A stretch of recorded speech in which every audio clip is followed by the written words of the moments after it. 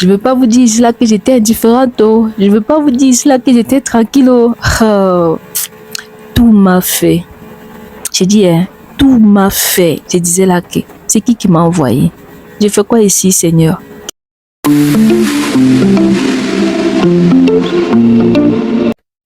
Nouvelle saison, nouvelle expérience, nouvelle histoire, nouveau projet.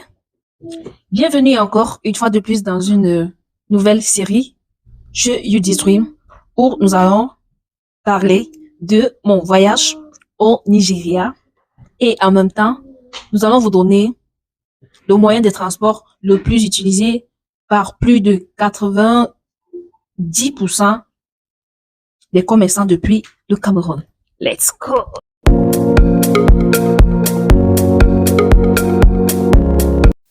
Alors, une fois que j'étais déjà prête, j'ai pris la route comme si j'étais à Douala et puis j'ai pris la route du sud-ouest et puis c'est comme ça que je suis arrivée à Idinao. Nous sommes quittés aux environs de 3 heures parce qu'il faut quitter à cette heure-là pour pouvoir attraper la première pirogue à Idinao qui va quitter à 6 heures. 6 heures au trop tard 7 heures pour que tu puisses arriver au Nigeria au trop tard 10h30, 11h comme ça. Donc là, comme vous pouvez très bien le voir, j'étais habillée pas compliqué. J'avais un leggings en bas et ma robe, mon pull. Et puis je suis arrivée, j'ai acheté la roue là que vous voyez avec le chapeau et tout pour la sécurité pour entrer dans l'eau. Comme je l'ai dit dans la vidéo précédente, ne compliquez pas votre habillement. Là maintenant, on était déjà dans la pirogue, on avait déjà pris la route. Un autre détail aussi que je vais un peu mettre de l'emphase là, c'est s'il vous plaît, pardon ma soeur, pardon mon frère. Rassure-toi avant de quitter que ta CNI, c'est-à-dire que ta carte nationale d'identité est à jour. Les checkpoints sur la route du sud-ouest là, c'est la magie. Et puis une fois même que tu es arrivé à Idinao là-bas, il y a le BI, il y a la police, il y a la gendarmerie et tout. Et il n'y a personne ici là qui va accepter là t'embarquer dans sa petite pirogue, son petit bateau quand tu n'es pas du tout à jour parce que tu vas lui donner les problèmes très très sérieux dans l'eau. À la mer profonde là-bas, oui, parce que à la mer là-bas, il y a les checkpoints aussi. Là, ils veulent vérifier ceux qui sont du Nigeria, vous sortez votre carte, ceux qui sont du Cameroun, vous sortez votre carte et puis vous devez aussi payer en fait. Donc voilà notre pilote et voilà, c'est comme ça. Je veux pas vous dire ici là que j'étais indifférente, oh. Je veux pas vous dire ici là que j'étais tranquille, oh. Oh. Tout m'a fait. J'ai dit, hein, tout m'a fait. Je disais là que c'est qui m'a envoyé. J'ai fait quoi ici, Seigneur? Qu'est-ce qui s'est passé? Qu'est-ce qui n'a pas marché et tout et tout. Donc, je disais seulement à Dieu que, toi-même tu sais, oh, je pars comme ça, c'est pour une bonne cause, je vais chercher la marchandise de mes clientes et tout. D'autres personnes vont venir me demander là que, mais Madame Christelle, pourquoi tu as pris la pirogue et tout et tout et tout. Ça fait aussi partie de la croissance d'un entrepreneur. Tu dois avoir un cœur dur, mais c'est vrai que c'est pas réservé pour tout le monde. Toi-même, tu vois ton corps là, tu te connais toi-même, non? Tu sais que tu ne peux pas, ne t'engage pas, pardon. C'est que tu vas même pas arriver à destination. Parce qu'il y a les réalités là-dedans. Ok, là on était comme ça déjà en train de partir et tout. J'étais pas seule comme vous avez bien constaté. Il y avait certains passagers là aussi. Ce qui est marrant là-dedans, c'est que lorsque vous n'êtes pas encore monté à bord, chacun dans son coin déjà, on ne parle pas à l'autre et tout. Mais une fois que vous entrez dans la barque et puis, je dis dans la barque, ok c'est la barque non, dans la pirogue là. Et puis on quitte déjà, ça démarre pourquoi on quitte là. C'est-à-dire qu'il y a ce rapprochement automatique qui se passe que toi-même, c'est-à-dire que tu ne vois pas ça venir, tu ne t'en rends même pas compte. Tu constates seulement que vous êtes déjà ensemble, vous êtes déjà tenu les mains. On ne va pas vous demander de prier. C'est-à-dire que toi-même, tu vas sentir que non, ici là, tu as besoin de prier, tu as besoin de recommander ton voyage à Dieu et tout. Je l'ai notifié aussi dans la vidéo précédente. Donc, une chose aussi que peut-être j'ai oublié. Donc, une fois que vous êtes à Idinao, il est très important pour vous là-bas, vous devez changer un certain montant. Parce que vous allez payer des propriétaires de la pirogue là. Et puis aussi dans l'eau là-bas, l'argent que vous donnez là-bas, vous donnez aux Nigériens.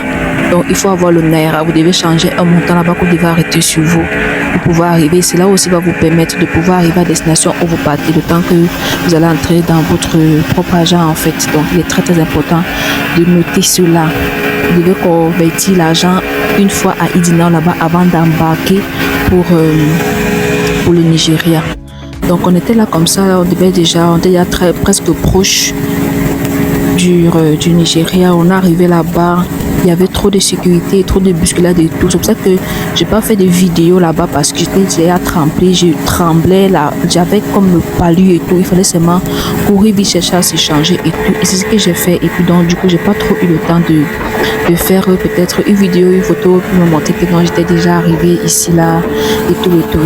Donc là je suis arrivée et puis je me suis changée, comme vous pouvez très bien le voir. Je suis allée directement d'abord changer encore l'argent pour me rendre directement chez mon fournisseur parce que mes jours au Nigeria étaient très limités et puis je devais à tout prix satisfaire mes clientes ici. J'étais 2 clientes. Donc je suis allée là-bas pour me rassurer que ce que je lui avais demandé de produire, c'est ça qu'il était en train de produire. Donc je vérifiais ainsi et puis j'ai envoyé les photos à mon fournisseur, à ma cliente, que elle-même elle était satisfaite. Ah là là, chemin en rentrant, donc, pas qu'en rentrant que je retournais, je partais comme ça là vers le deuxième fournisseur lorsque la pluie a débarqué. Vous dites qu'il y a seulement l'inondation au Cameroun, qu'il y a l'inondation à Douala, il y a l'inondation à Oula. C'est partout, c'est partout. Donc j'ai balancé comme ça et puis je suis arrivée rapidement chez ce fournisseur-ci. Là, sont les articles de la Turquie. Donc que j'ai checké rapidement et puis je filmais au fur et à mesure et puis j'envoyais les photos à ma cliente là, question pour elle de confirmer la qualité et qu'elle était satisfaite pour que je puisse maintenant faire ses achats pour pouvoir débarquer avec. Donc vous voyez, c'est un peu comme ça que moi je travaille avec mes clientes. On travaille par téléphone, par vidéo si possible. Je t'appelle et puis on fait les achats ensemble et puis j'embarque des choses. Donc là comme ça, là j'avais déjà fini. Ça c'est le premier lot. Ça c'était uniquement les vêtements des enfants. Vous voyez, maintenant le sac gris qui est devant là, c'était uniquement les sacs pour les babouches des hommes. Vous comprenez pourquoi il fallait que j'arrive à tout prix. J'ai dit que j'arrive à tout prix le plus tôt possible, aussi que mes jours étaient très limités. Et puis là, me voilà encore la baby girl qui porte encore son équipement de combat quoi. Bon, ici là, nous sommes à Oron. Vous voyez, Oron, ici là, c'est là où les transports de marchandises se font maintenant. Mais sinon, pour le couloir des passagers, c'est au niveau d'Ibaka. Donc ici à Oron, je vous déconseille vraiment, ne faites pas comme moi.